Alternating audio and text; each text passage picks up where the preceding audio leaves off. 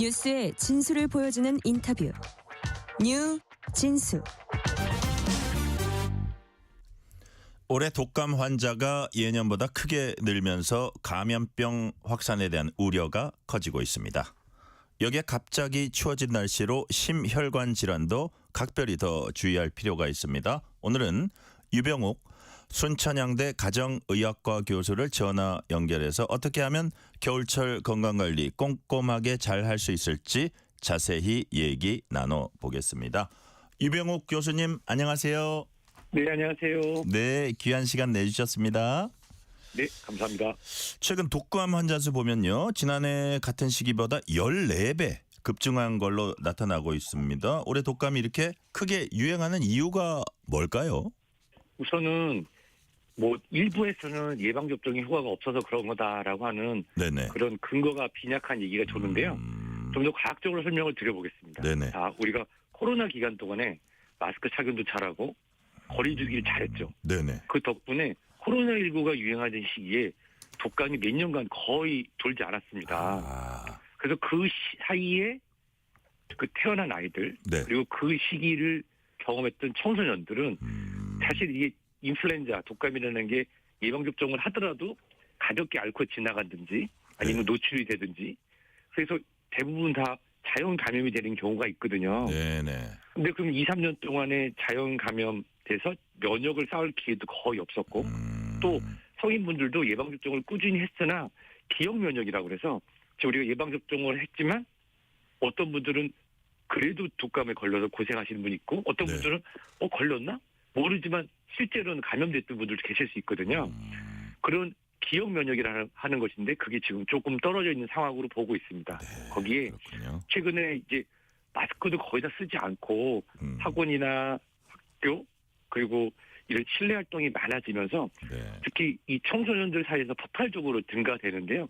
사실 어떤 학급 같은 경우는 7명이 동시에 그 감염이 돼서 확진이 되면서 수업이 어렵다라고 하는 그러면서 특히 이 면역력이 충분히 쌓이지 않은 청소년들 사이에서 네. 감염이 되고 그래서 거기서 2차로 집안으로 넘어가면서 예전보다 특히 작년보다는 더 많이 유행 원으로 나타났습니다. 그러니까요. 이제 스스로 조심하는 게 필요하다는 생각이 드는데 참고로 저는 요즘도 그냥 대중교통에서는 이 마스크 쓰고 다닙니다. 그러니까 프로텍션이 좀 되는 것 같고요.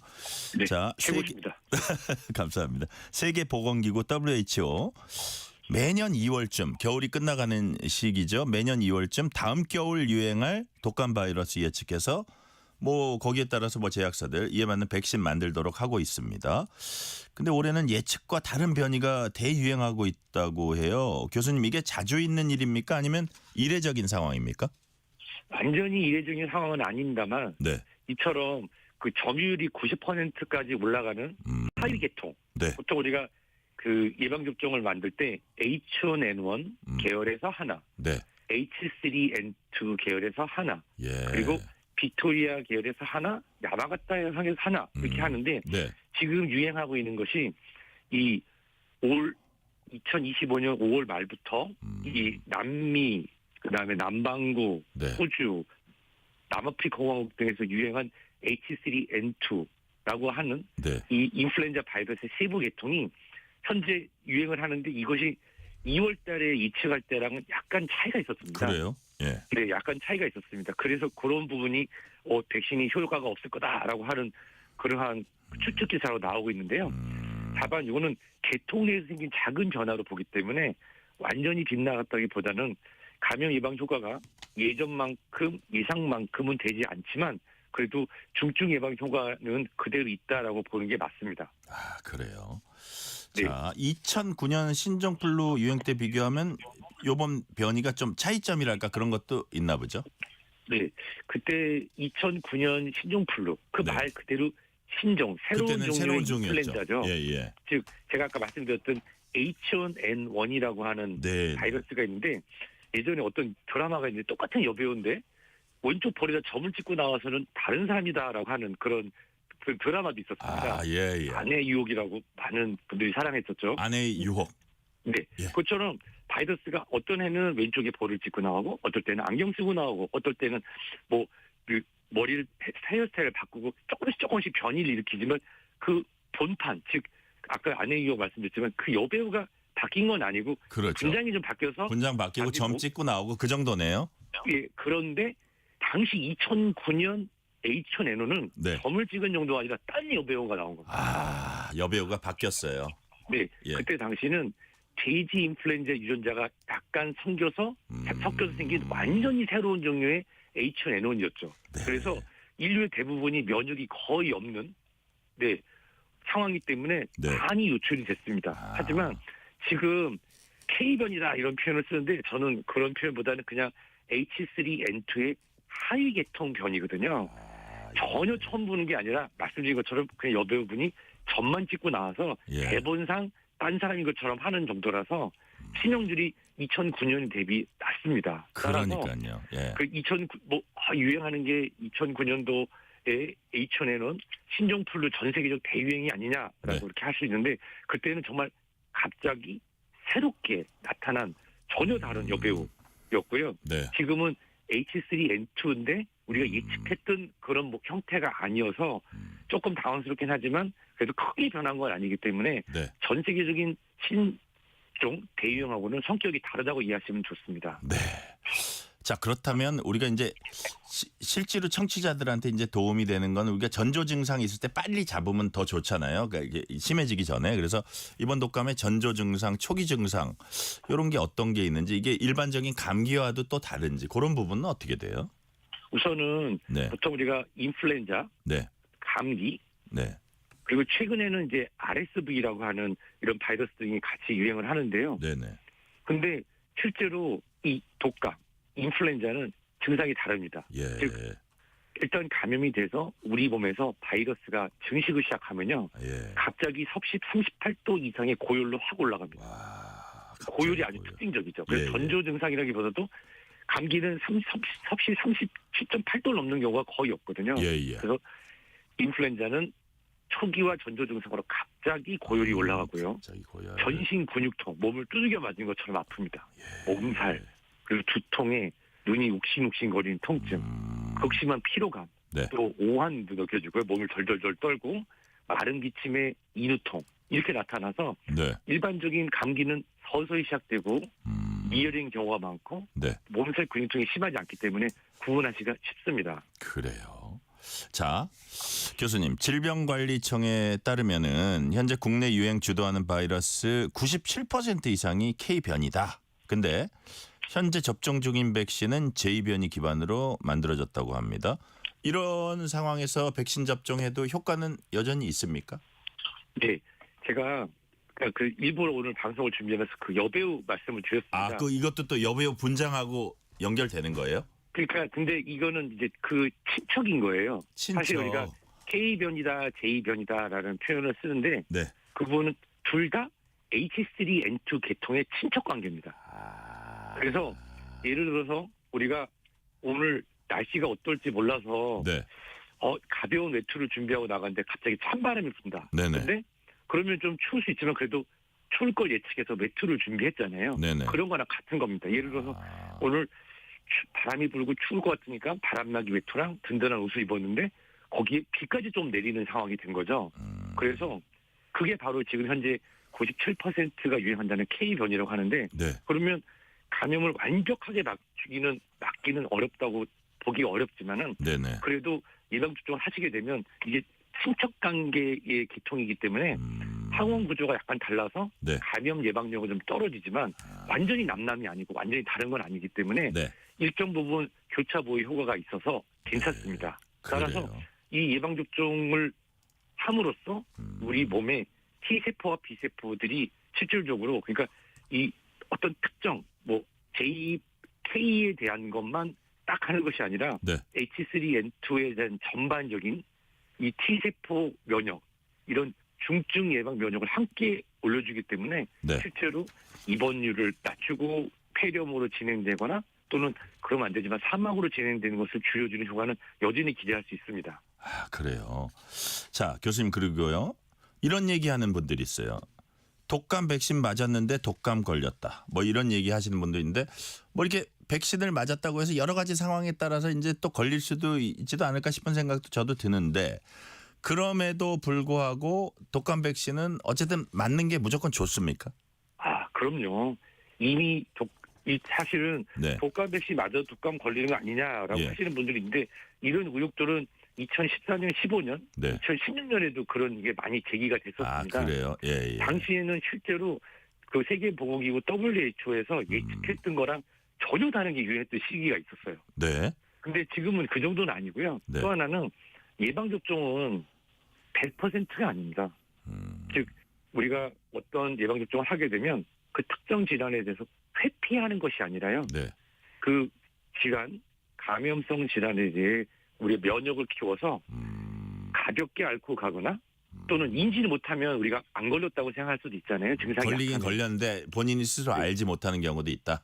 그렇습니다. 네. 그렇기 때문에 그래서 저는 면역을 저축한다고 설명을 드리거든요. 면역을 저축한다. 예. 네, 물론 작년에 맞은 인플루엔자 독감 예방접종이 오래 효과가 있는 것은 아니지만 네. 우리가 잠깐 말씀드린 것처럼 뭐 H3N2, H1N1, 빅토리아 딱 요것만 하는 것이 아니라 이 인플루엔자 예방접종을 함으로써 네. 우리 몸에 나이가 들면서 점점점 약해지는 면역세포, T세포라든지 기억세포, B세포라든지 네. 여기를 지속적으로 자극을 해주면서 전반적인 면역을 끌어올려주는 그런 효과를 갖습니다. 따라서 독감 백신 맞아도 독감 걸릴 수 있습니다. 예. 다만 접종을 안 하신 분들은 아주 호되게 고생하실 수도 있고 또 일부 위험층, 오이용군, 노년층, 영유아, 임신부에서는 네. 정말 상상하고 싶지 않은 그런 합병증이 발생할 수 있기 때문에 네. 정말 그럼에도 불구하고 독감 백신 접종은 반드시 필요하고 제가 볼 때는 성탄 전후로 해서 아마 최고로 올라갈 것 같은데요. 네네. 지금 오늘 12월 초 28일이잖아요. 정도에 맞으면 제일 좋겠네요. 지금 맞으면. 그렇죠. 다음 주에 맞으셔도 충분히 도움이 됩니다. 그래요. 네. 교수님, 그러고 지금 교수님 말씀 드리니까 참 제가 좋은 말씀을 들었는데 면역세포를 강화해서 전반적인 면역력 강화한다. 이게 꼭 독감에만 해당되지 않고 우리 몸의 순기능을 가져올 수도 있다. 그런 뜻으로 이해가 되거든요. 그럼요. 최근에 나오고 있는 인플루엔자 독감 예방접종은 네. 일반적인 젊은 층에서 맞았을 때 충분히 효과를 끌어올릴 수 있는 이런 인플루엔자 예방접종, 독감 예방접종뿐만 아니라 네. 용량을 4배를 넣어서 면역을 자극시켜주는 그런 접종도 있고요. 네. 또 면역 증강제가 포함되어 있는 독감 접종도 있습니다. 이거는 이제 65세 이상 어르신들에게서 면역을 끌어올려주기 위해서 예방접종을 하는데요. 네. 그런 경우에는 물론 이렇게 H1N1, H3N2, 빅토리아 같은 딱 인플루엔자에 관련된 항체를 만들어서 면역을 강화시켜준 것뿐만 아니라 전반적인 면역 상태를 끌어올려주는 데도 도움이 되기 때문에 네. 면역에 저축하시면 너무너무 좋습니다. 이거는 어떻게 됩니까, 교수님? 독감에 이제 한번 걸렸어요. 그럼 이후에 또 역시 내가 이게 예방하기 위해서 백신 접종을 하는 게 좋은지 아니면 면역 한번 걸리면 어느 한동안은 좀 이게 또 뭐라 그럴까 한번 걸리면은 면역이 생겨서 안 해도 되는지 그 부분은 어떻게 돼요? 여기 답변을 제가 2개로 준비했는데요. 예. 우선 예방접종을 하신 분이 네. 독감에 걸렸다. 네네. 그런 경우에는 다시 접종을 하지 않으셔도 괜찮습니다. 그런데 예방접종을 하지 않으신 분이 독감에 걸렸다. 그러면 경우가 다르군요. 이게 상황에 따라 좀 다르지만 예. 일반적으로 2025년 지금 11월 28일 현재는 네. 저는 이렇게 설명드리고 싶어요. 이미 독감에 걸렸어도 접종을 하지 않으신 분이라면 특정 기간 2주에서 3주 정도 지나서 몸이 완전히 회복한 다음에 네. 접종할 것을 권고합니다. 그 이유는 제가 이제 아까 H1N1, H3N2라고 설명을 드린 게 그게 인플루엔자의 A형인데요. 네. 그게 보통 요맘때 유행합니다. 11월, 12월, 1월까지. 그리고 이듬해 2월부터 3, 4월까지는 네. B형의 빅토리아가 유행하는 경우가 있거든요. 네. 그래서 실질적으로 아직까지 예방접종을 하지 않으셨고 혹시라도 인플루엔자 독감에 감염됐고 그걸 확진을 받았던 분이라고 하시면은 네. 열이 안 나고 감기 증상, 독감 증상이 없는 상태가 됐을 때 내년에 다시 유행할 수 있는 빅토리아형에 대한 부분을 예방하기 위해서 네. 예방접종을 권고하고 싶습니다. 네. 이미 접종을 하셨는데 독감 걸리셨던 분들은 다시 맞지 않으셔도 됩니다. 그렇군요. 두 가지가 다르군요. 자, 4가 백신이 3가보다 더 좋다 정보가 최근에 이제 확산되고 있습니다. 교수님 실제로 그렇습니까? 이것도 완전히 잘못된 가짜 뉴스 중에 하나입니다. 가짜 뉴스예요? 네, 그 이유가 뭐냐면 예. 자, 예를 들어서 우리가 어떤 특정한 이제 적이 있다고 가정을 했을 때 예. 적이 가나다라 예. 4개의 적이 있을 때 우리가 무기를 가나다라에 각각 맞춰서 무기를 준비해야 되겠죠. 각각의 특징이 다를 테니까요. 네. 그런데 그중에 그 가나다는 매년 특정한 시기가 되면 우리를 공격하는데 라라는 친구가 몇 년 동안 공격을 안 하면 네. 굳이 그 라라고 하는 그 특정한 적에 대해서 무기를 만들 필요가 없죠. 네. 그래서 실질적으로 이게 야마가타라고 하는 B형의 그 인플루엔자가 네. 최근 몇 년 동안 거의 유행을 하지 않았거든요. 네네. 그래서 세계보건기구 WHO에서는 이 야마가타를 빼고 3가 3가지만 들어있는 H1N1, H3N2, 빅토리아 3개가 들어있는 3가를 우리가 공급을 하면 그랬다고 해서 4가보다 더 주는 건 아니니까. 왜냐하면 네. 현재 유행하지 않고 있는 것은 빼고 만들자는 것이 보통 우리가 3보다는 4가 많으니까 좋다라고 하는 거랑은 좀 다른 의미로 이해하시면 됩니다. 그렇군요.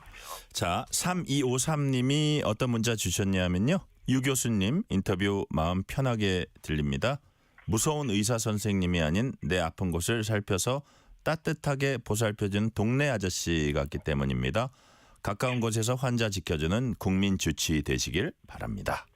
3254님한테 짤막하게 한 말씀 해주시죠.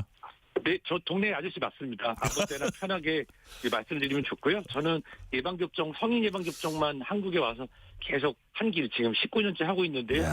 이 예방접종 관련해서 편하게 말씀드리고 이렇게 말씀드리고 싶어요. 네. 동네 아저씨 이병옥 교수는 네, 우리 아이, 우리 가족, 우리 부모님 그리고 이웃 그리고 나를 위해서 네. 한번 아프고 예를 들어 젊은 20, 30대, 40대 젊은 분들이 인플루엔자 독감 예방접종을 해주시잖아요. 네네. 그러면 주변에 70대, 80대 어르신들 사망률하고 입원율이 줄어듭니다. 오. 이걸 제가 우산 이론이라고 하는데요. 예. 우리가 그것이 나의 고령 부모한테도 영향을 끼친다 이거죠.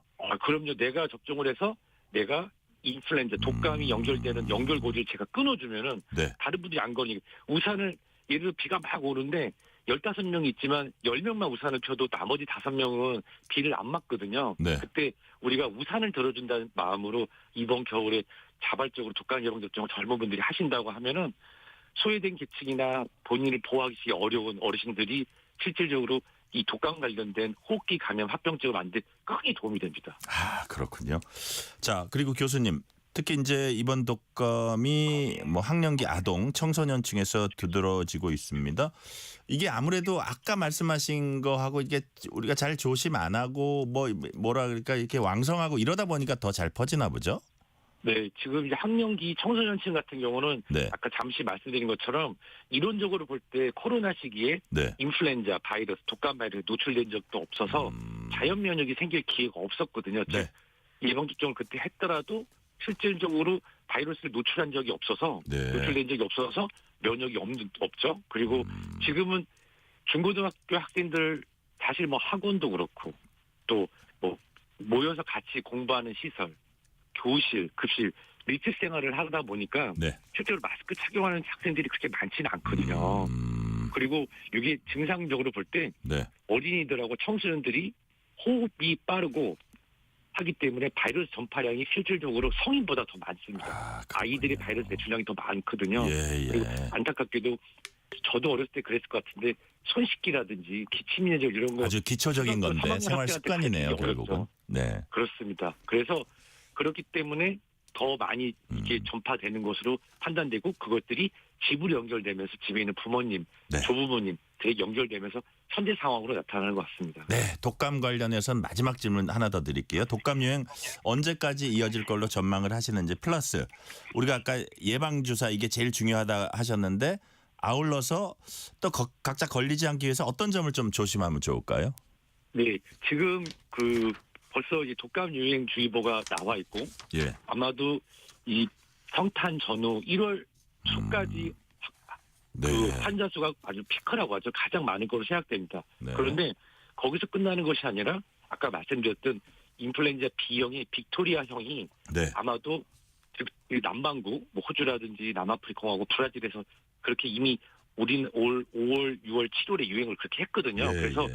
우리도 그렇게 될 것으로 보기 때문에 네, 지금 현재는 예방접종을 하시는 게 가장 중요하고요. 특히 65세 이상, 임신부, 임산부, 만성질환자, 영유아, 의료 돌봄 봉사자는 지금도 늦지 않으니까 예방접종하는 것이 중요합니다. 네. 그리고 가장 중요한 게 38도 이상의 발열이 나고 아프다. 그러면 참고 가야지가 아니라 병원에 방문하시고 최소 24시간 열이 내릴 때까지는 집에서 쉬셨으면 좋겠습니다. 그래요. 저기 굉장한 고열이 있을 때 바로 병원으로 달려가란 말씀 해주셨습니다. 자, 지금부터는 겨울철 심혈관 질환 이 부분 한번 살펴볼게요. 교수님, 겨울철에 유독 심혈관 질환 발생이 좀 많아지는 이유는 무엇인지, 또 겨울에 특히 많아진 심혈관 질환도 여러 가지가 있는데 어떤 것들이 있습니까? 네, 우선 우리가 날씨가 추워지게 되면 우리 몸이 움츠리는 것처럼 네. 실질적으로 우리 몸은 열 손실을 줄이기 위해서 말초 피골관이 수축을 합니다. 네. 그 과정에서 혈압이 오르고 심장은 더 심차게 펌프질을 해야 되는데요. 네. 이런 것들이 고혈압이나 동맥경화 있는 분들에게는 부담이 있어요. 교감신경은 올라가서 체온을 올리려고 하고 또 혈전은 많이 생겨서 피떡이죠. 네. 그러다 보니 실질적으로 고혈압이나 당뇨, 이상지질 혈증 등을 갖고 있었던 분한테는 부담이 됩니다. 네. 이런 심혈관 질환에는 일반적으로 네, 협심증 그리고 심근경색과 같은 그런 질환이 있습니다. 그래요. 교수님, 그러니까 평소 때 약간 그런 식의 뭐 진단이랄까 이렇게 그 치료를 받은 분들은 더 조심해야 할 텐데 뭐 고령자나 이렇게. 근데 평소에 자기 건강 큰 이상 없다고 생각하는 분들도 겨울철에 이게 심혈관 질환 관련해서 조심한다면 어떤 부분을 좀 조심해야 될까요? 우선은 제가 저희 아버님께 이 말씀을 꼭 이렇게 드려요. 네네. 아버님이 예전에는 아침에 일찍 약수터에 가서 예. 시원한 물을 마셔야지 그런 말씀을 하셨거든요. 네네. 근데 우리 몸이 갑자기 추운 곳에 노출이 되게 되면 실질적으로 혈압이 올라가기도 쉽고 네. 그런 경우에 이런 혈관이 막히는 과정이 발생할 수 있습니다. 평상시에 우리가 건강을 자신하시는 분들이 계시지만 네. 실제로 우리 혈관이 얼만큼 좁아져 있는지는 확인되지 않았거든요. 그러니까요. 특히나 당뇨병이 있거나 이상지질혈증, 고지혈증이 있거나 또는 고혈압이 있거나 네. 이런 혈관 또 흡연하셨던 분들은 혈관 어디가 마치 하수구에 석회가 껴있는 것처럼 막혀 있는지 모르다가 네. 이렇게 갑자기 추워져서 이 혈압이 올라가게 되면 막히거나 터지거나 찢어지기가 쉽습니다. 그래서 이제 이번 주말에 갑자기 또 추워졌다가 또 풀렸다 이런 얘기가 나오는데요. 네. 저는 이렇게 말씀드리고 싶어요. 해가 충분히 나고 따뜻할 때 이런 고위험 분들은 야외 생활 하시는 게 좋고요. 네. 특히 아침 일찍이나 밤늦게 외출하실 때는 불가피하게 외출하실 때는 마스크, 장갑, 목도리 등을 착용해서 이 체온 보호에 힘쓰시면 좋겠습니다. 거의 완전 무장하다시피 따뜻하게 하고 나가야 된다는 말씀이시네요. 그렇죠. 눈만 탁 내놓고 나가야죠. 네. 그래요. 예. 자, 너무 이른 새벽에 특히 고령자 같은 분이나 뭐 고혈압, 당뇨, 고지혈증 이런 거 앓고 계신 분은 차온 아주 너무 차가운 날씨에 본인을 새벽에 노출시키면 안 된다는 말씀이시고요. 최근에 교수님 보니까요. 방송인 김수용 씨 급성 심근경색 쓰러졌다가 이제 회복은 했다는 소식 들었습니다. 당시에 귓볼 주름이 심혈관 질환 암시하는 프랭크 징후다 이런 게 좀 이제 언론의 주목을 받았거든요. 그래서 이 귓볼 주름하고 심혈관 질환 사이에 실제 의학적인 어떤 근거나 상관성이 있습니까? 사실 이게 우연으로 보기에는 많은 데이터 값들이 있습니다. 아, 있어요. 예. 그게 뭐냐면 이제 콜라겐 뭐 이런 이론들이 여러 가지가 있는데요. 네. 귓볼에 주름이 패일 정도로 이게 콜라겐이 줄었다. 그러면은 혈관의 탄력성이 줄지 않았을까라고 하는 네. 그런 연관성을 보고 있습니다. 실제로 여러 우리 관찰 연구나 메타 분석을 보면은 네. 뭐 뇌졸중이나 심근경색, 관상동맥 질환 실제로 한 1.5배, 1.3배 높다는 그런 결과가 나오고 있는데요. 네. 근데 이 귓볼 주름이 있다고 해서 다 심근경색이 있거나 뇌졸중이 오는 건 아니라서요. 네. 일종의 보조 신호 정도로만 의미가 있을 뿐이죠. 무시할 필요는 없지만 그게 뭐 대단한 유일한 어떤 징후 이런 건 아니라 이거죠. 네, 그 지나가신 보면서 요 귓볼에 주름이 있는데 너 큰일 났다 이렇게 말씀하실 필요는 없다고 말씀드리고 싶습니다. 그렇지만 뭐 그게 관찰됐을 때 한 번쯤 이렇게 유의해 볼 필요 정도까지는 있을 수도 있다. 네, 저는 그거보다 이걸 말씀드리고 싶어요. 어떤 거요? 스모킹 사인. 담배를 피고 있는 사람들은 무조건 심혈관 위협이 있다. 아, 그래요? 그 귓볼 주름보다 담배를 들고 있는 사람이 저는 스모킹 징후 이게 더 귓볼 주름보다 심혈관 질환에 더 의학적 연관성이 있으니까. 그러니까 지금 교수님 말씀은 뭐 담배를 피면 어떤 모습이 보여지는 게 아니라 담배 핀다는 자체 가지고 되게 좀 위험하다 그런 말씀이신가요? 그러니까 담배 안 피시고 귓볼 주름이 있는 분보다 네. 귓볼 주름이 없지만 담배 피는 분이 더 위험할 거라고 생각됩니다. 그러니까 흡연은 하지 않았으면 좋겠다 이런 말씀이시고요.